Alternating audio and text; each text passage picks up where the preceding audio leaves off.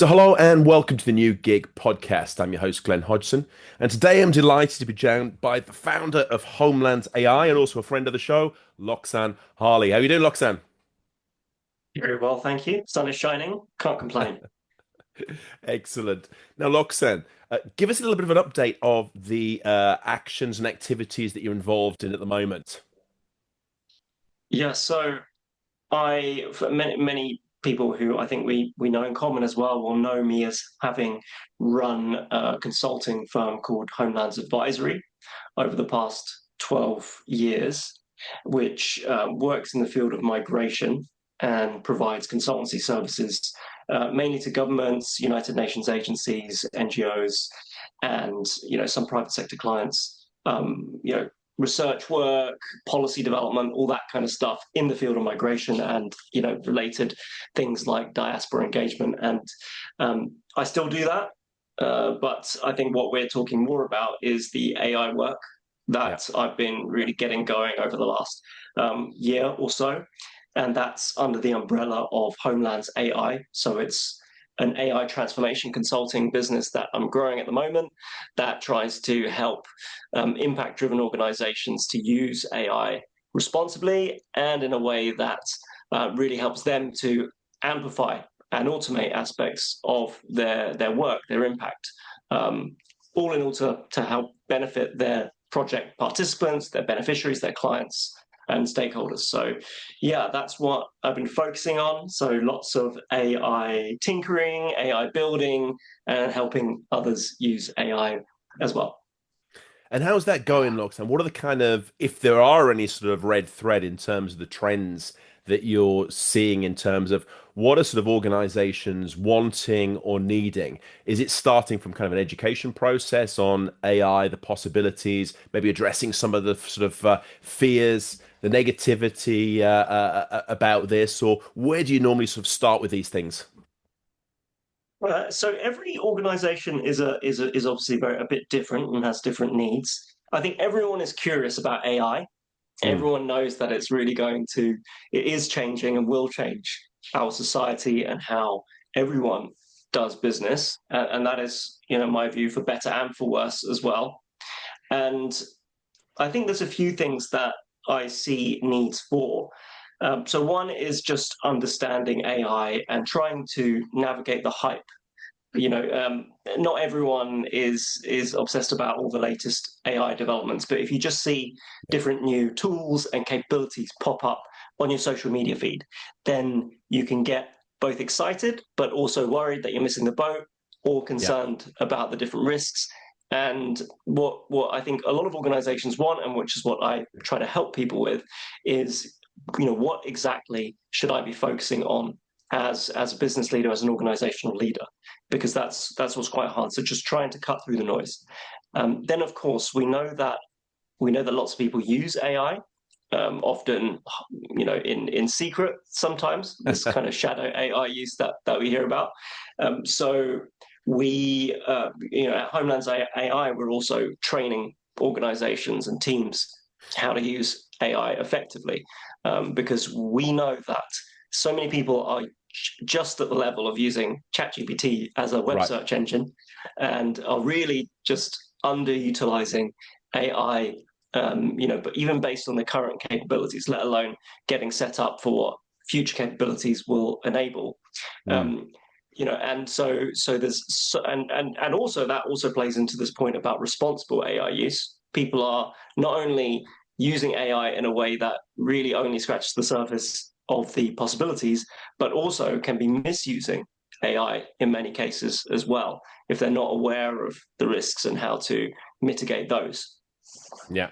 I think one of the things that we see, and dare we say there's already a sort of a backlash against this lockdown, is the kind of um, the tried and tested slop that we see as well. And it can be written text or it can be images as well. And, I would say that, 90% of the time I can tell when content has been sort of shall we say, aided by AI in some shape or form, particularly on posts, which have a very specific way of writing, which makes everything kind of vanilla and a little bit taking away the authenticity and the interest as well. Yeah, I think AI in its current form, and AI always defaults to very kind of flat kind of prose writing style. And there's many people have written about the reasons for that, and so I think we all get annoyed at and turned off when we see all the M dashes or these very repetitive sentence structures like Yeah. it's not this, it's that. You know, I also get annoyed at it, um, and but what I would say is this. I mean, I think a lot of people get turned off by AI as a whole Mm, because of the limitations in, something as in some ways quite trivial as the limitations in the writing capabilities of current AI models. Um, but what I would also say is that we need to look at all that AI applications, AI technologies in the round as well. So I mean, there's kind of many things, many different directions we can go on here. But I know that a lot of organisations, especially in the social impact sector, so NGOs, humanitarian organisations, those sorts of organisations tend to jump to uh, be put off by using AI in extremely impactful ways, or indeed in learning AI and in seeing how can AI benefit us as an organisation or myself as an employee because they see things like that, or yeah. they try to get ChatGPT to do a task that they need to do in their daily work, and they find that it doesn't do a very good job. Right. And so I think we need to kind of also look at this in a bit more of a rounded way.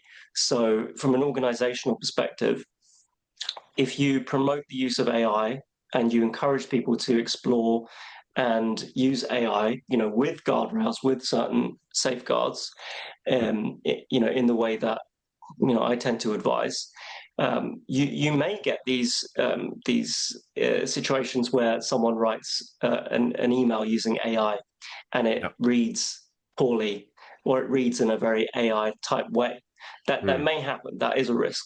Um, but I also like to point to the risk of not using AI and not getting AI literate, and I think that risk is a lot graver as well. yeah. Um, you know, and just lastly, just on the AI writing, I mean, there's definitely an element right now of people becoming too dependent on using AI to do certain things, which is another conversation as well. Um, but you can actually write very, very well using the right AI models and the right prompting and the right workflow. So Yeah. there's also that can also be corrected for. And is it the case at the moment that it's that knowledge piece that we've got right now, and you know, uh, people either sort of on or off towards this, and I think the realization that individuals need to get used to this, they need to get familiar with this, they need to integrate their skills, knowledge, and expertise with the tools and the technology that exists, just to be sort of better. And enhance their own skills, but also sort of save time and be more efficient on occasions as well. 100%. I mean, I think everyone in this day and age needs to learn about how AI can do the kinds of stuff that they do manually. You don't have to use it if you don't want to, but I think the people and the businesses, the organizations who are going to succeed in the coming years are going to be those who are fluent in AI. Yeah. So I think everyone needs to figure this out, and organizations, I think it's also incumbent on organizations to help their teams and their employees figure this out as well. Yeah. Because if you're not helping them, there will be people who are just going to copy things to their own. They're going to they're going to copy things to a separate window, ChatGPT window, Yeah. perhaps a free version, which doesn't have the data safeguards of enterprise plans, and they will experiment, and that's also a risk in itself. Mm, yeah. And Luxon, where do you stand on the sort of the labor market debates regarding AI because as always, we tend to get sort of stories of this is the best thing, it's going to revolutionize, it's going to make us all superhuman, and at the same time, we have the stories this is the end of the world, everyone will lose their jobs. And it will be machines running the world. And as always, the truth is usually somewhere between the extremes. But what are your thoughts, sort of for now for the labour market, but also where you can sort of predict things are heading at the moment? Well, I'll caveat this by just outlining for those who don't know me that I generally am a pragmatist by nature, and therefore these questions are of great interest to me as a member of society. But at the same time, my central question is always how can I use AI to benefit myself? How can organizations that I help use AI to benefit themselves and those who they serve? Yeah, I think, but taking a look, I mean, I do look at the big picture quite a lot. I am excited, but also concerned. I think the statistics, we see the impact already. So we see that jobs, especially entry level jobs, on both sides. When we talk about, especially when we think about North America and Europe, where there are more stats for this, entry level jobs on both sides of the Atlantic are down. mm, And we know the kinds of knowledge work that AI is already automating. So it's not the kind of so-called blue collar work; it's more the white collar work, entry level yes, work. That's really worrying. The World Economic Forum predicts that there will be new jobs that are created. So it predicts 170 million new jobs, but also 92 million jobs will be displaced. So, uh, the World Economic Forum predicts that there will be a net gain in jobs. I'm mm, not.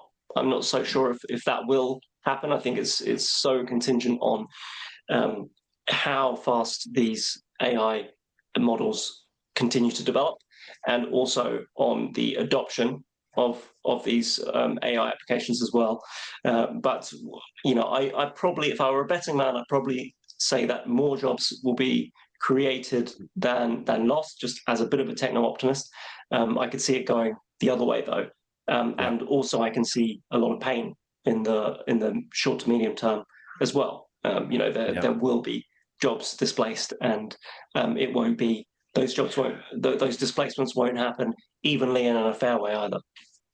Yeah, that's I tend to agree with you on that one, Loksan. And you've also got like a great helicopter view because you work truly internationally as well there.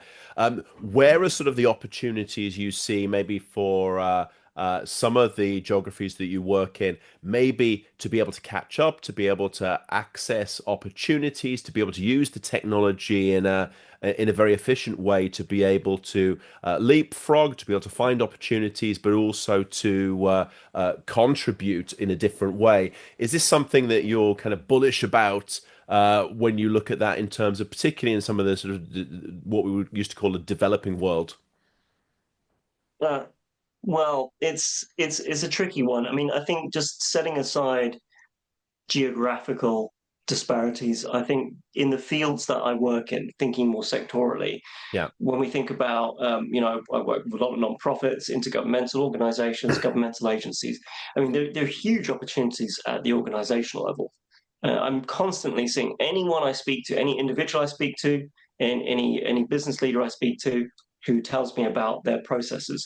There's always a way that AI can make those better, yeah, and that often doesn't mean replacing an employee. That often just means taking away some of the drudgery, so that employees, business leaders can reallocate that work, that time to high value work. Just in yeah, my own business, I used to spend time doing my own bookkeeping.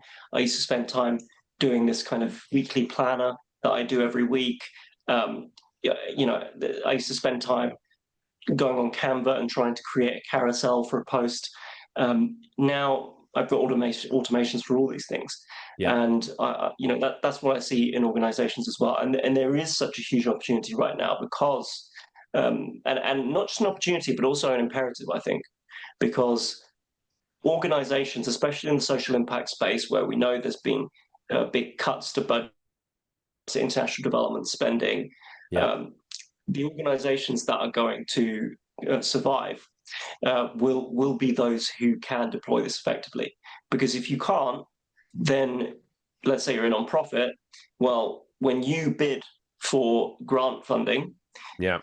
your competitor who uses AI better is going to provide the same services at a lower rate or more services for the same rate.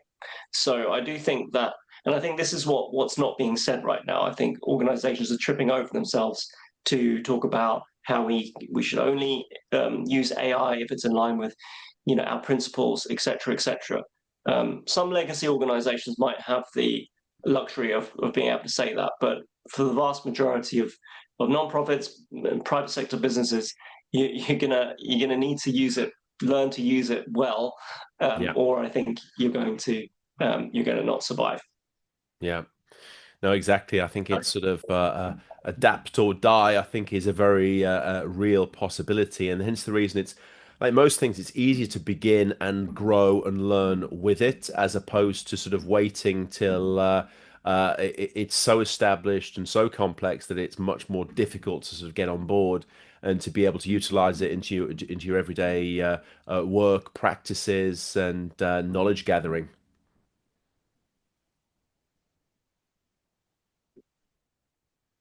Yeah, no, absolutely. And I didn't properly address your points about the kind of difference in geography as well. I mean, we know as well that AI literacy and access to AI technologies is we know where it's going to be, where it is more advanced, where it will continue to be more advanced, and where it will be less advanced. And there is some leapfrogging potential of parts of the world, obviously Yeah. lower income emerging markets, Africa, Asia Pacific. There will be some leapfrogging capabilities. Right now, I'm not super optimistic on the whole for Mm. we're still in the middle of this, so there's plenty of things that countries can do to be a bit more strategic. But we know that compute is not going to be evenly distributed. We know that human capabilities to use AI are not going to be evenly distributed. We know where tech companies are. We know where the money's going. We know where the power is. Yeah. Um, you know, we know that in training the current AI models, the people from developing countries have really borne the brunt of the actual building of these AI models. Right, there's a huge business that is disproportionately conducted in lower income countries where you've had this whole workforce of people who have had to annotate and train these AI models Yeah. manually, so that people who do work in knowledge work, especially in higher income countries, can benefit from these models. Yeah. So yeah, not super optimistic right now, but there's definitely ways that countries can accelerate their adoption of this, can develop their own sovereign AI strategies. Um, and I was in Cape Town a few months ago, as you know, and one of my close friends there works for or co-founded an organization called Laws.Africa, which it's a repository of legislative documents across Africa. And they're really leaning into AI as a way to kind of improve their own organizational efficiency, and also because it helps. It's a fantastic use case where, and this is a homegrown African organization, Yeah. where they can provide resources at scale in a way that they just couldn't before. So there are use cases, there are case studies out there. So there's work to be done. And what about sort of the education piece as well? Because one of the things that sort of we hear and discuss a little bit is the element of, what, first of all, what should you be looking at in terms of topics. The old adage, you should be an accountant or a lawyer. And then it was a computer programmer, get into that. And now, of course, what AI is doing is replacing these individuals first.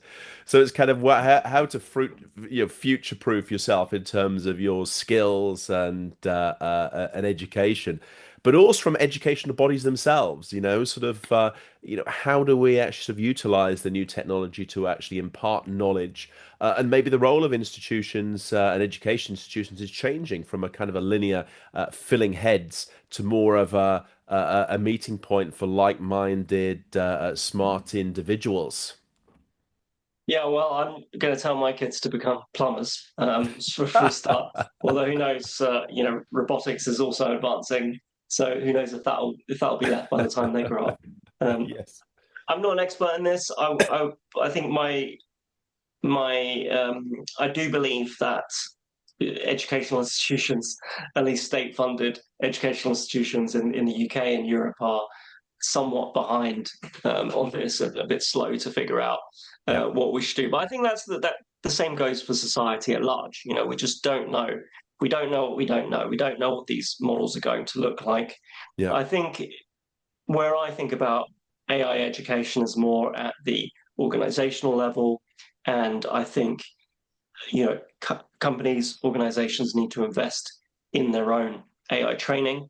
And there's so many, that's not a plug for my services. There's so many free resources out there. Just the big frontier AI companies are all releasing free AI training courses. Obviously, driven by self-interest, but they are Yeah. also very useful. I've taken a lot of the Google courses, and I know Anthropic's got some great courses as well.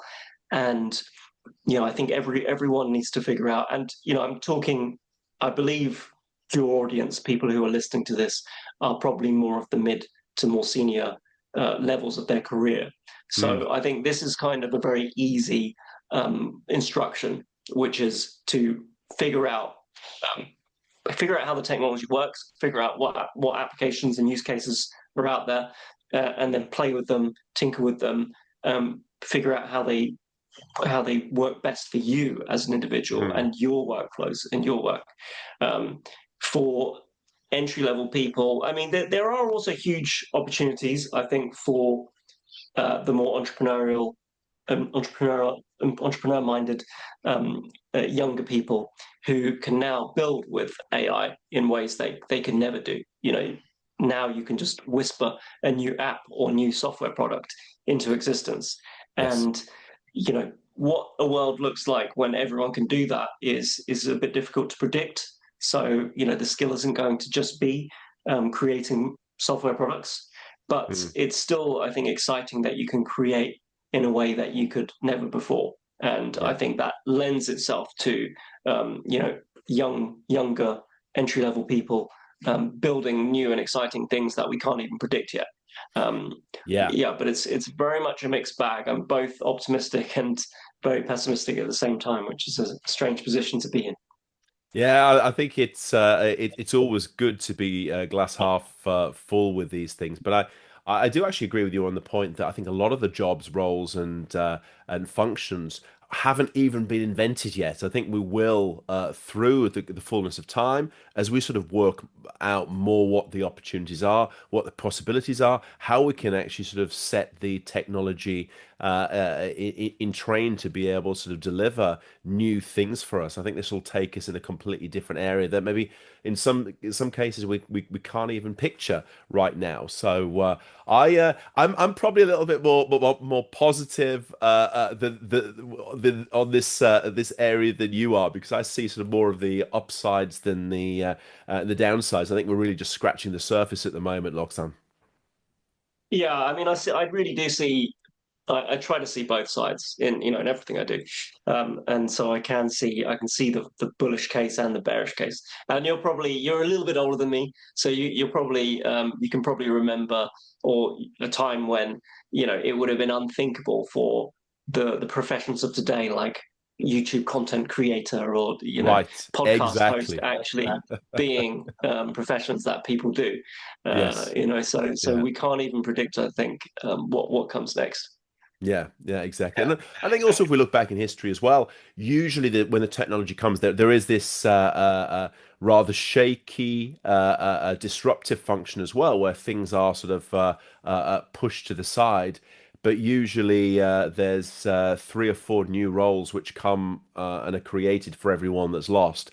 I think usually the opportunities are there. It's for individuals to actually latch onto them, be responsible for the upskilling and reskilling that means they're in the position to take the opportunities, benefit from the possibilities that are there, and not just doing the same old thing and expecting the same results into the future.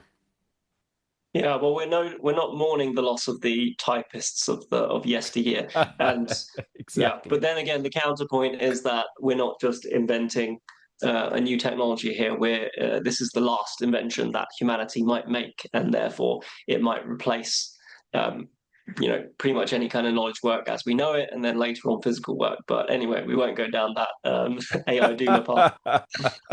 Exactly. Well, soon we will be voting for the AI instead of choosing individuals who are flawed. We'll have the perfect AI models which will have no bias, no prejudice in them, and be able to come up with perfect solutions to every problem. Well, so long as they're trained on what humanity has produced, then I think those things will unfortunately remain. Yeah, yes, exactly, exactly. It's what you put in is what you get out usually, and that is one of the issues I think that we're going to have from now and also into the foreseeable future as well, Loxan. But it's certainly as exciting times. It is. It is. I'm excited for, especially for solopreneurs, freelancers. I know you've got a lot of freelancers in your network, and Yes. I think it's never been as good a time to, you can. It's essentially giving you as a founder, you as a solopreneur, more leverage. Yeah, yeah, You know, it you is. can you have a whole team of AI agents working for you. I think that's Yeah. exciting. Yeah, it is, and honestly, one of the things we're seeing at the moment, how much sort of one or two people they can almost sort of create sort of the companies that maybe sort of 10 years ago you would need a team of six, seven, eight to be able to produce the same kind of content, the same kind of outputs, and deliver the similar amount of value. And I think this is a really positive element for the, as you say, so freelancers, solopreneurs who can actually sort of go a lot far further, a lot quicker in this kind of environment. So yeah, all to the good if it's utilized properly, of course, Loksan. Yeah, and I think I told you before, part of me, part of my interest in AI came from the fact that last year we had our second born child, Yeah, and I couldn't spend as much time working. I didn't want to spend as much time working. And I needed to squeeze a 5 day working week into three and still deliver for clients. yeah, And I truly believe that learning to use AI effectively was was the thing that allowed me to do that. yeah, And then even when I think also about certain clients that I'm taking on now, there are clients that I'm taking on that I just wouldn't have taken on previously because I would think, okay, this is too much work for that price point. And then now there's certain contracts that I think, okay, I can deliver that really well yeah. using the AI frameworks that I've developed. I check everything, always keep myself in the loop, Of course. and I'm Yeah, responsible and accountable for everything. But there's certain things that I can see that I can use AI really well to do. Other people couldn't, and the client couldn't. It's not just a case of me giving ChatGPT my terms of reference or scope of work and telling it to get on with it. It's a yes, case of me knowing how to use AI for my kind of work, how to integrate AI in the right points, how to ensure there's a human in the loop at the right points, of and then course. delivering something which is as good, if not better, than what I would have produced alone. And so I believe clients are also benefiting from my AI use as well. Yeah.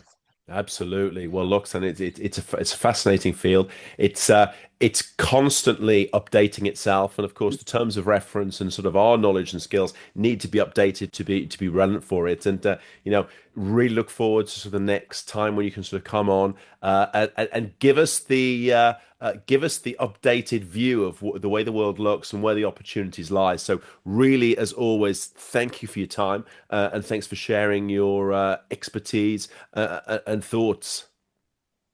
Yeah, you're most welcome. And yeah, God knows where we'll be a year from now. It really is. The pace of progress is incredible, and that's why I'm excited to be working with organisations in the space because the pace I think organisations can't keep up with.